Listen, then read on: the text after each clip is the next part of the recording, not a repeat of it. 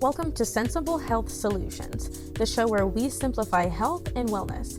Join your hosts, Hallie Fields and Dr. Scott Luper, as they share practical tips and expert insight to help you navigate common ailments, nutrition, and overall well-being. Tune in for straightforward advice that empowers you to live a healthier life. Hello, Dr. Luper. How are you? Hello, Haley. I'm doing great. Good.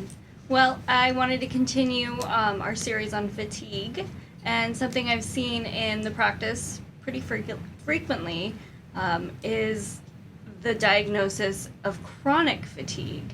And I was curious, at what point does it become chronic? And that kind of seems like a blanket statement, and I'm wondering what that actually means. So there's fatigue, and then there's chronic fatigue, and do we need to add the word chronic to it? I mean, if you have fatigue for a long time or chronic fatigue, isn't that the same thing? Mm-hmm. The answer is, if it was common sense, yes, except for this is not a common sense kind of thing. The reason why chronic fatigue got the name chronic fatigue is because doctors couldn't figure out why their patients were fatigued. Mm-hmm. And so they ran all the normal tests, the things we've talked about already. They ran thyroid tests, and they ran a test for anemia, and they ran tests for adrenal dysfunction, whatever, right? Infections, whatever they could find. They just would run all the tests they could find, and they couldn't find anything wrong. And so they had to come up with a name for it so that they could talk about it, and so they could code for it. And the name they came up with was chronic fatigue syndrome. And what chronic fatigue syndrome is, it's known as a garbage can diagnosis. That is, after you've checked for everything you possibly could put this fatigue into in terms of its category, and it doesn't fit in any of those categories, you wad it up and you pitch it in the garbage can. The garbage can of chronic fatigue. 2 points. We're going to call it chronic fatigue syndrome. Okay. And that's where it comes from. So are there different symptoms that chronic fatigue might have that regular fatigue doesn't have? Yeah, not so much. Yeah. Though there is a certain collection of symptoms that are characteristic of chronic fatigue syndrome. Okay.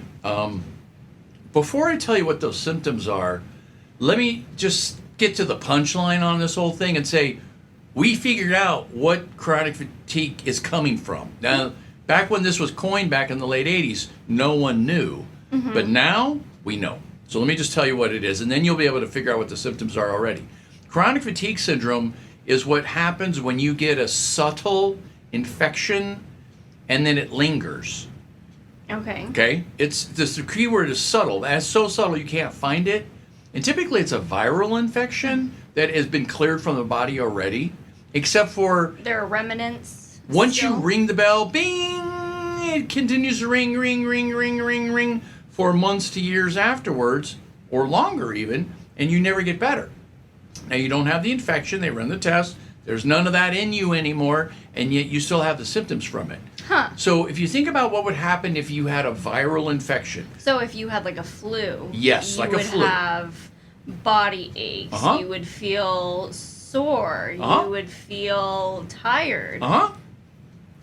Headache? Headache, yeah. Maybe. Nauseous, maybe? Maybe, depending on Dizzy. who you are. Dizzy could be one that you were feeling. And the classic one is, if you do anything physical, it wastes you out. Yeah. As long as you're sitting quietly, watching TV, reading a book, doing nothing, I don't know, I'm okay, I feel pretty good. You get up to go do something, I feel horrible. That's what I get when I get the flu. Right, yeah.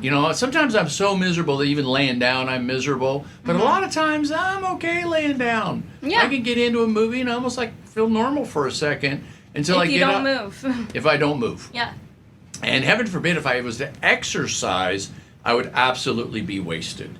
Now, this is a very important point because in the real world, when people are tired, you say, you should just get up and do some exercise. It'll make you feel better. It does me. I feel better when I exercise. And so you do exercise and you feel absolutely worse. You feel wasted.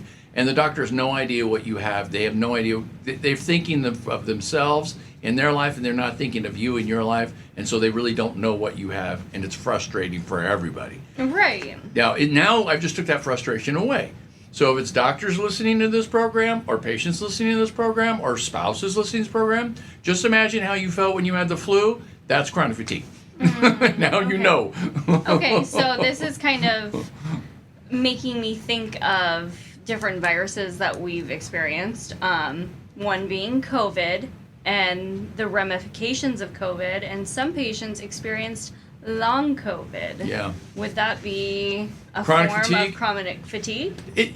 By definition, it's not, because remember, chronic fatigue is a garbage can diagnosis that if you rule everything out, then all you're left with is this thing we're going to call chronic fatigue. And if it's being caused by COVID and it's long COVID, then it's not by definition chronic fatigue, except for it is exactly chronic fatigue. It is another manifestation of the same process that leads to chronic fatigue, and it is in fact chronic fatigue.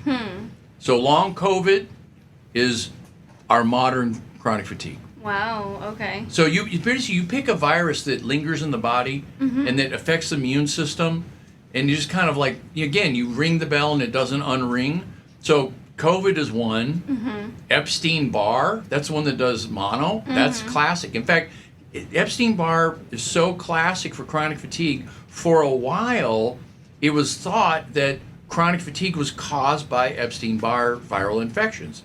And it made sense because almost everybody you look at with chronic fatigue had antibodies to Epstein-Barr infections, except for when they didn't.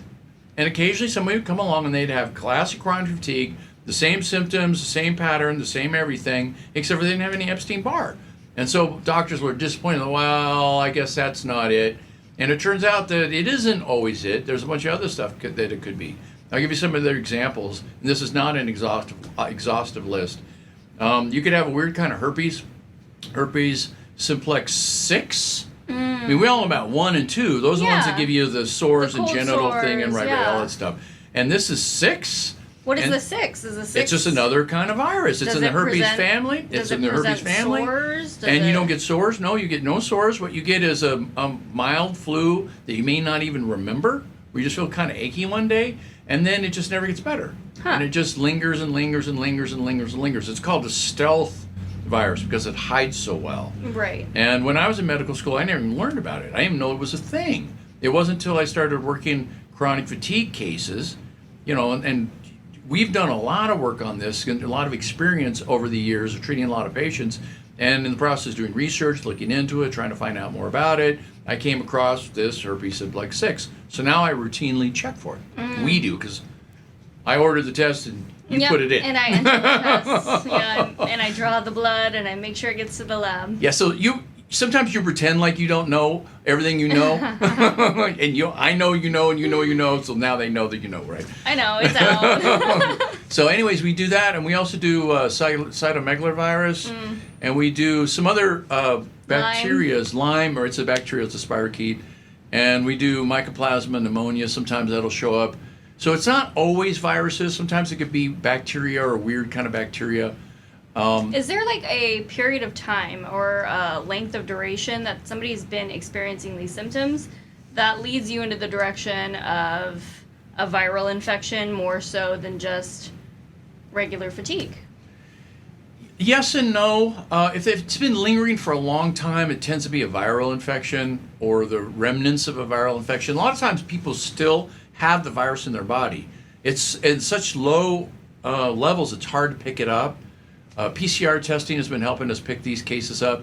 But I find the actually thing that's most helpful is to run certain kinds of antibodies that are typically that will go high up early in the infection, and then they linger. The VCA infection or antibodies for Epstein-Barr. Okay, I have to be careful because I will immediately, easily slip into shop talk and just blow everybody away. I don't want to do that. We want this show to be sensible, practical, and understandable. So let me say that there are tests that you can run that show that it's more likely to be chronic fatigue. And so that's why we end up running those kinds of tests. So if a patient comes in and says, for the last 9 months, I haven't been able to get off my couch. That won't make it likely. When you say 9 months, clearly this is not the flu, right? Yeah, right. So that leads you to believe, okay, this is would a be chronic remnant fatigue. of- So what about 2 weeks? So could it be the flu? I mean, could be something else? The answer is yeah. 2 weeks is a long time to be having this. In 2 weeks, I'd still be thinking you were either acute or suffering from some sort of acute. Yeah. And I'd start looking for more acute stuff. At 9 months, it shortens Okay, the that list. was exaggeration. Okay, so, but like 3 months or a month. Yeah. A month. I start looking for these kinds of things. Okay. More what drives this is kind of have you got your flu symptoms, Are they getting better? No. They're exactly the same. Are they even a little bit better? Yeah, well maybe someday I'm better and then someday I'm worse, and it mostly relates to how busy I was. If I'm super busy at work, now I'm wasted. If I tried to go on this hike with my friend, now I'm wasted.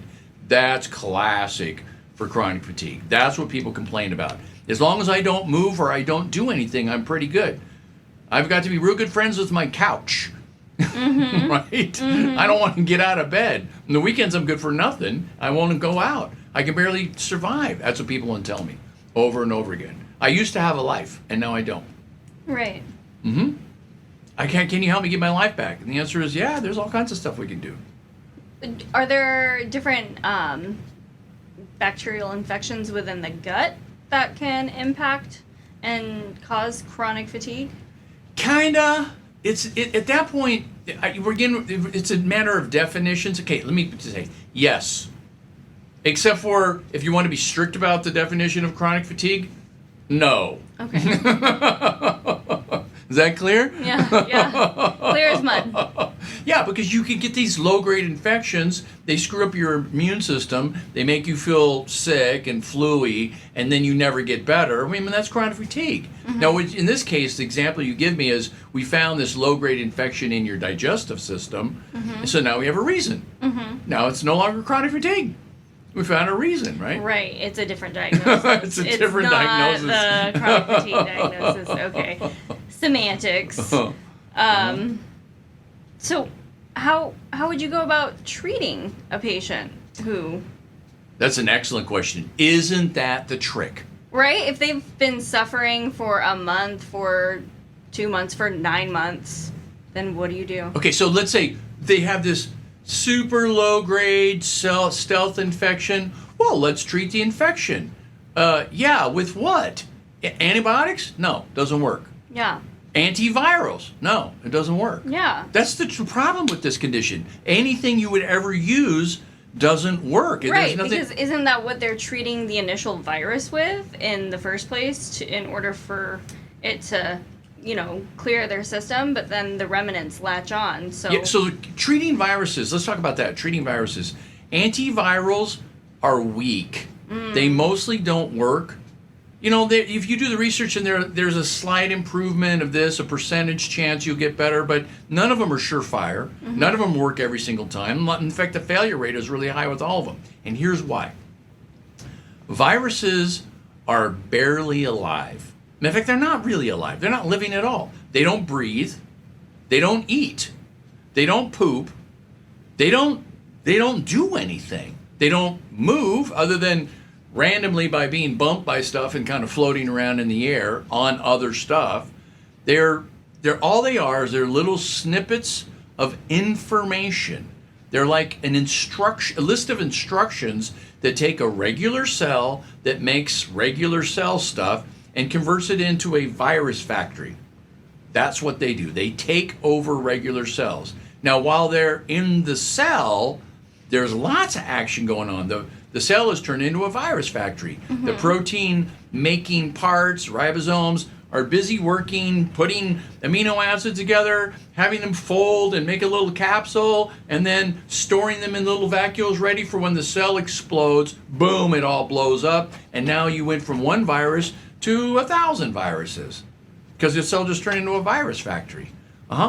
That's when you have to kill the virus, is when it's in the cell. Now, this is tricky because our body doesn't like to kill our own cells. No. Given the choice. Right. Except for I'm going to have to kill that because that's not our own cell. That's a zombie cell now that's taken over and it's becoming a virus factory, right? I know I'm mixing my metaphors slightly there, but you get the point. Right. So the immune system is pretty good at this, to be able to recognize when the cell starts to stink. It smells funny. This one's not doing what it's supposed to do. We're going to bring in the big guns over here. We're going to blow this thing up. And that's what the immune system does. So if you want to get rid of these infections, what you have to do is stimulate the immune system to do its job better. That's the trick. So it's not so much about the antivirals and killing the virus. No. No. It's about stimulating the immune system. Yes. Yes. To then do its job and yes, kill. Because we don't have any medications that work better than our immune system. Not by a long shot. Our immune system is much, much, much more effective at killing these infected cells. What about the antivirals that we formulate in clinic with our herbs? Are those to stimulate the immune system? Yes. Or, okay. That's exactly what they're there for. Oh. Now, every once in a while we get lucky, and there's some kind of little widget that has to come together to make the virus work. And so we come up with a widget breaker, and it comes into the cell metabolism and busts these things up.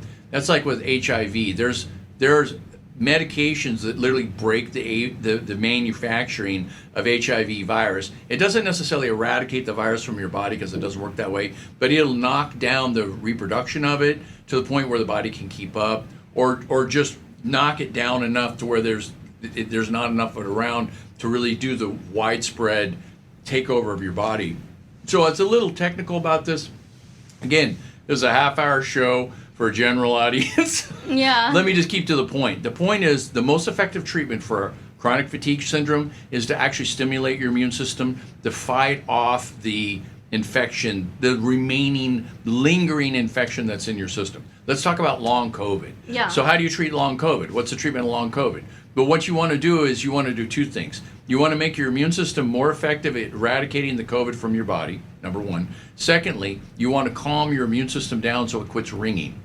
So stimulate and calm. Yep. Those are two opposite to each other. And that is exactly what we're trying to do. This is not easy. This is not a thing that you want to do at home by, making chicken soup and putting, Is there a turmeric protocol to each? Do you do the stimulation process first and then the calming, or the calming and then the stimulation? Depends. Okay. Where people are. If they're real hot, you want to do the calming first, because they're miserable, because they ache in every fiber of their body.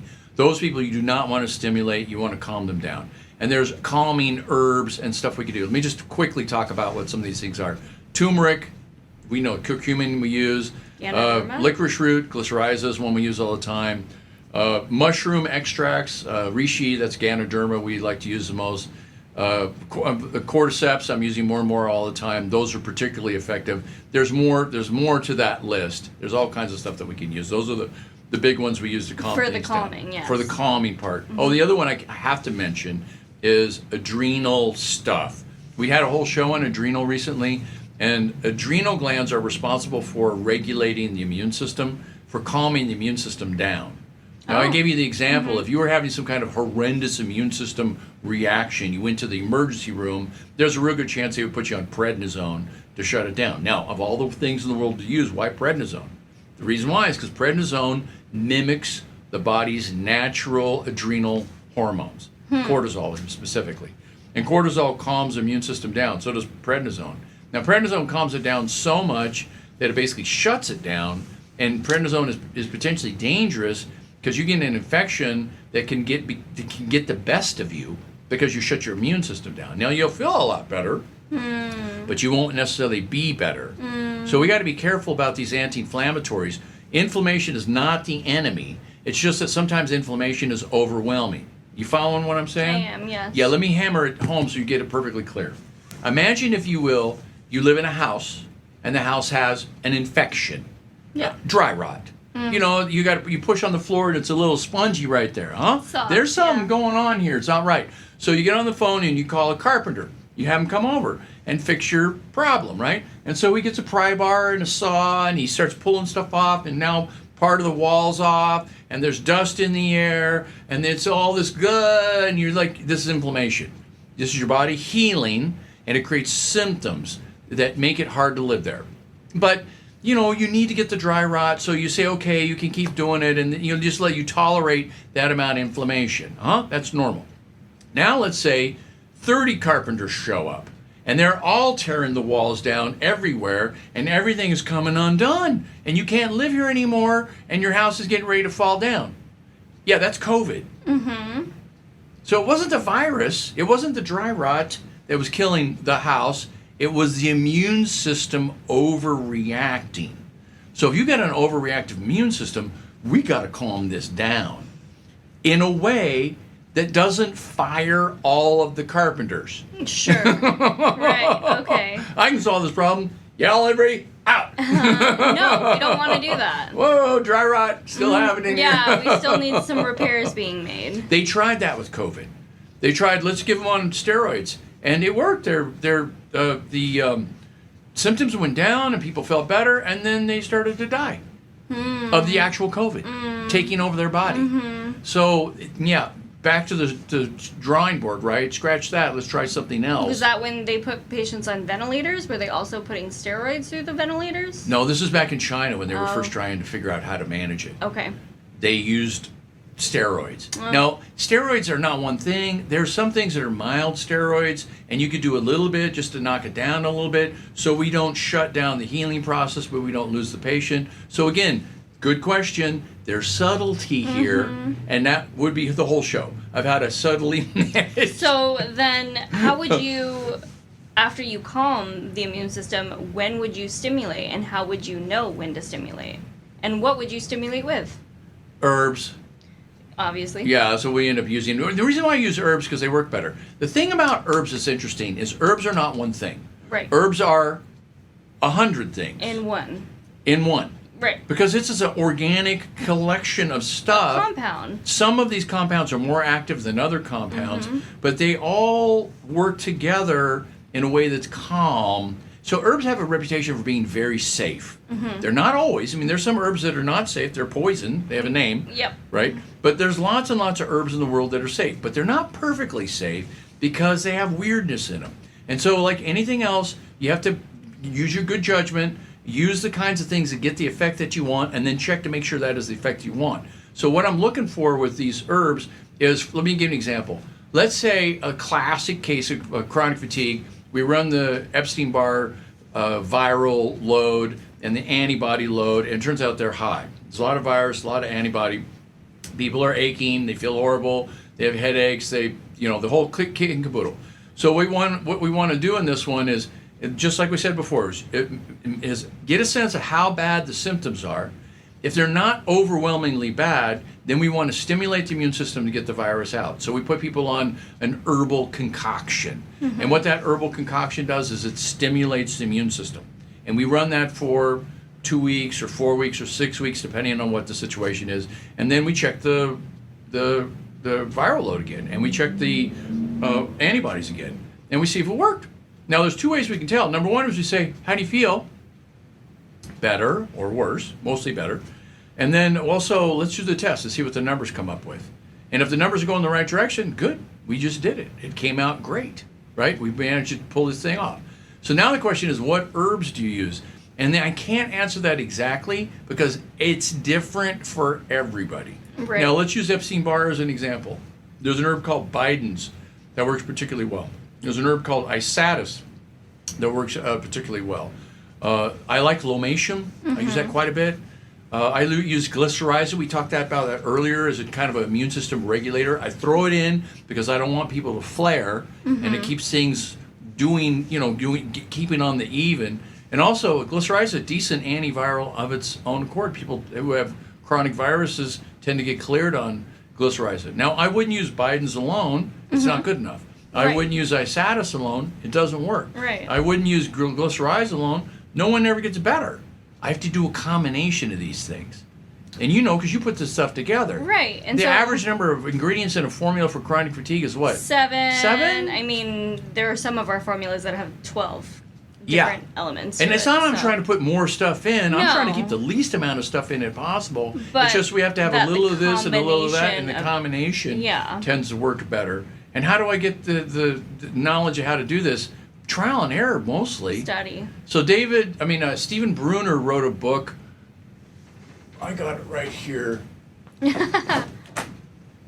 Herbal Antivirals. Okay. This is an excellent book. Very, very helpful. This saved me a lot of time and trouble having to pick through stuff.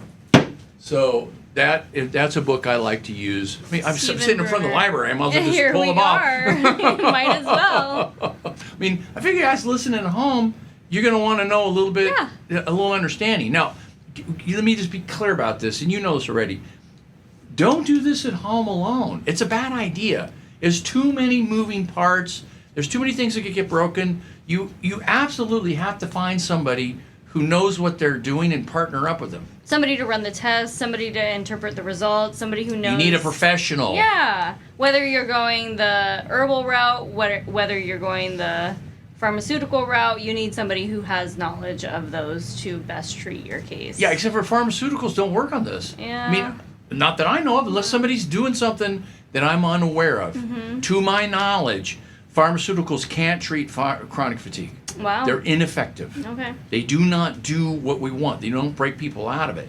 So here's the thing about chronic fatigue. If you go to a regular doctor and you say, I think I have chronic fatigue, inwardly the regular doctor kind of groans a little and goes, oh, not another one of these people. And they want to put you on Antidepressant. Yeah.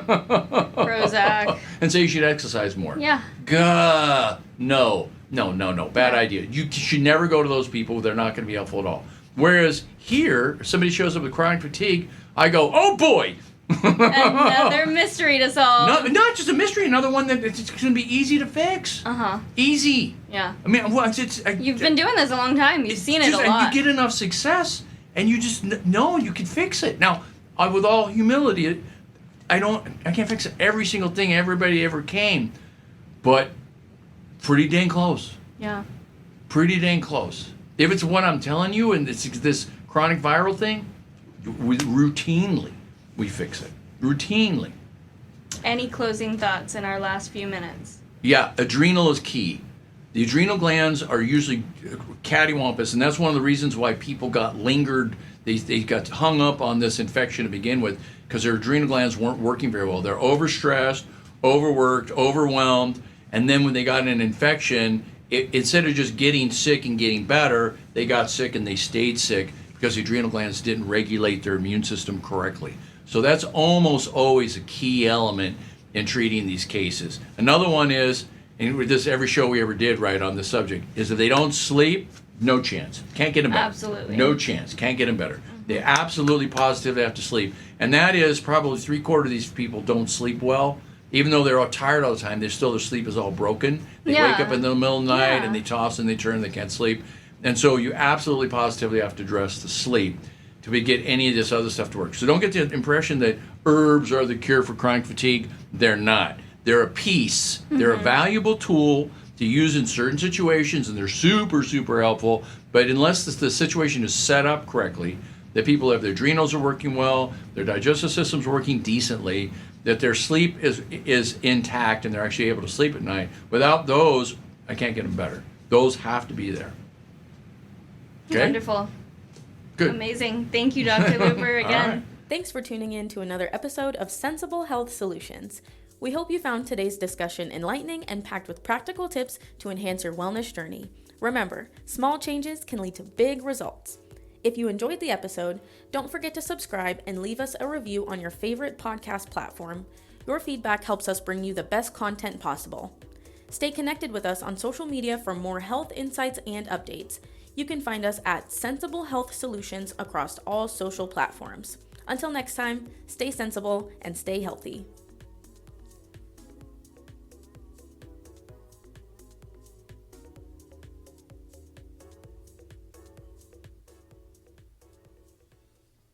This content is for informational purposes only and is not a substitute for professional medical advice, diagnosis, or treatment. Seek medical advice from a healthcare professional for any medical conditions.